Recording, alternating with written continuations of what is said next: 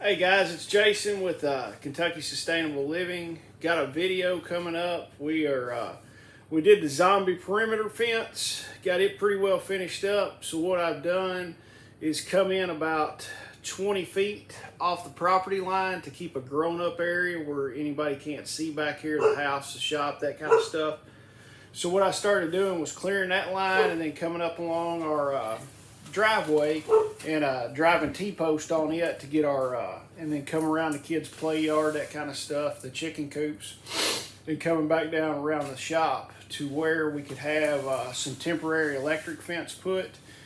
So this video is, sorry about that. This video is showing me getting everything ready, kind of laying out where our T-posts are going. Hopefully this coming up Saturday, I can get all my insulators on and all my wires strung and a new charger put on there and let the animals out in their new pasture. So that's coming up in this video.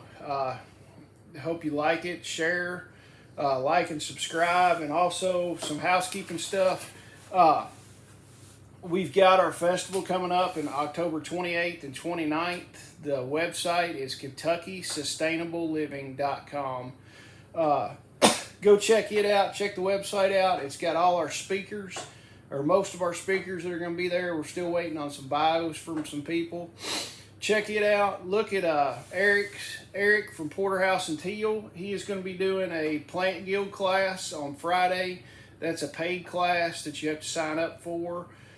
Chuck Peoples is doing homestead medicine class also on Friday. All the details are on our website. Chuck is also doing a 4-hour Stop the Bleed class on Sunday that you can sign up for. Go check those out, sign up for it. Also, Saturday night, we're having a charity dinner for Vets for Child Rescue. All our proceeds are going to go to it. We're trying to raise enough money to do a operation in Kentucky and have the guys from Vets for Child Rescue come in and do what they do in Kentucky and hopefully in Warren County to put some pedophiles behind bars like they need to be.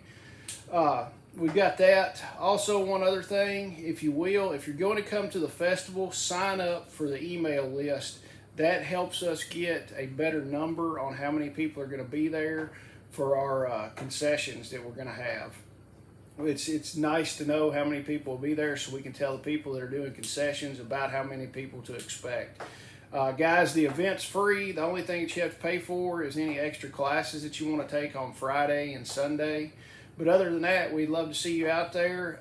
Like and subscribe, and then here is the video. Hey guys, it's Jason with Kentucky Sustainable Living. It's Saturday morning. All this grown-up stuff behind me. We're getting ready to turn it and put some temporary electric fence in to where the animals, the sheep and the cow and the donkey can get out here and graze and get some of this down to where it's a manageable something. I'll take you over here. What we're gonna do, somewhere right in here, we're gonna drive a T-post, and then I'm gonna go on down the driveway towards the gate, drive another T-post and string a straight line on it to where we can drive our T-post in somewhat of a straight line. We'll have to weave a little bit just because of the trees, and I want to keep it off of the driveway just a smidge. So I'll get my first post set and then we'll kind of go from there. All right, I've got one post here, and you can see the pink line running straight down through there. We're gonna have to pull it a little bit here and there. It's not going to be a perfect straight line. It'll have just a little bit of an angle like in the center just because of the trees. I don't want to cut a tree to just put in this temp fence. What I'm going to do is go about halfway where it bends, pull it out just a little bit, drive a post, and then I'm going to go through and mark my post. I'll probably put them about 12 foot apart is what I'm going to do. It's just a temp fence just to hold the animals in, but I'll be back in just a second. Hey guys, I'm back. We've got, I think, close to 50 something posts driven. Today we've been cutting a little brush, doing some stuff like that. But I got about 50 posts driven. All my posts are driven. Next step is going to be putting our insulators on all our T-posts. Probably wait till tomorrow to do that. It's about 4, a little after 4, and I'm tired for the day. But I'll run you down and show you all our T-posts and what we got going. All right, guys, here's one of the corners right here. And then you can see the line of posts going down there. We kept it off our orchard and food forest area enough that once the trees start getting big, the animals won't, the trees shouldn't get big and go over it. But of course, that's gonna be quite a while. We'll kind of walk down through here.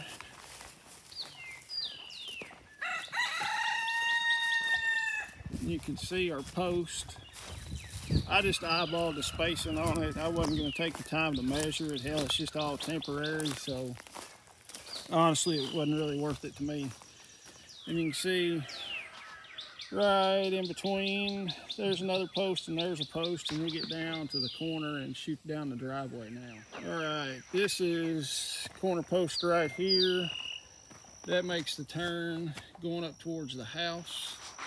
And then you can see the posts going all down the driveway down through there in a semi-straight line.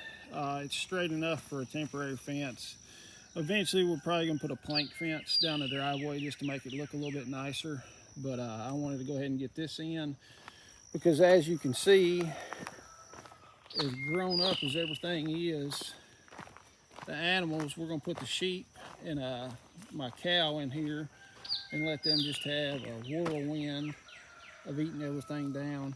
That stuff is so thick, I mean, you can't even walk through it. Just the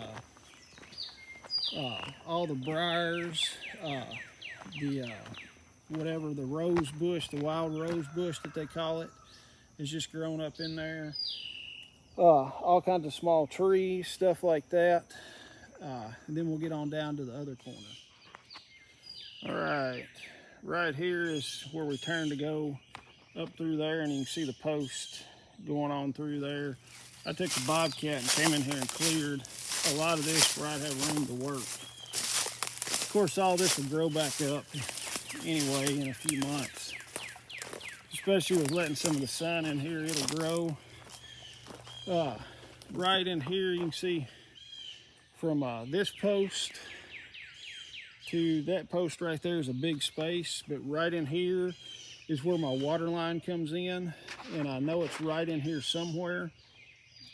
I didn't want to take a chance on hitting it, so I left the post out right there, and we'll probably just do a step-in post. Just do one of the fiberglass step-in posts and call it good.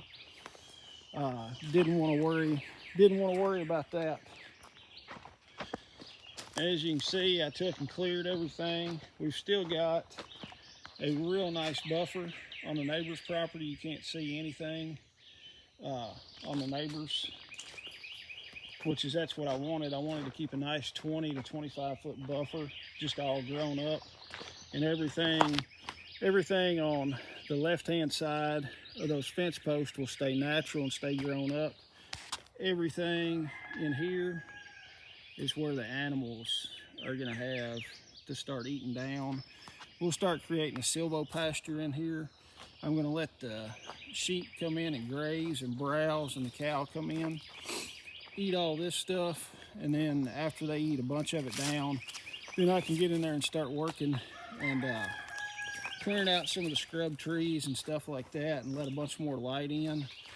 And then probably this winter, we'll roll hay out on it, get it cleaned up and roll hay out on it to put some carbon down. And then it'll put carbon down, and it'll also put seeds out. So hopefully we can have a good stand of fescue and clover in there come springtime. Not sure on the size of this. I'm gonna say at least 1.5 acres or better is what we've got once I get this finished.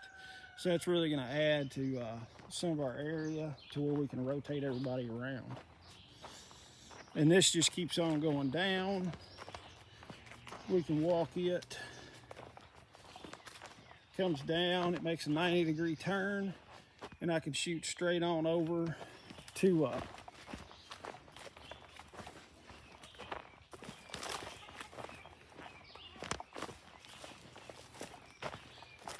And what I'll do on this last post right here, it will come straight on over to that T-post, and I'll put insulators on and stop the electric fence there. And then after that, they'll be on this high tensile woven wire with the, and then it'll come around and connect. If you can see the cattle panels there and the hay ring, it'll come around and connect to that.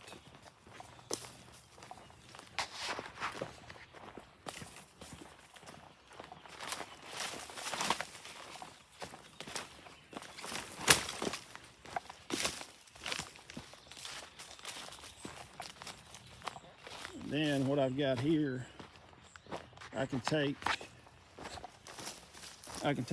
a double gate right here. I can take my gate,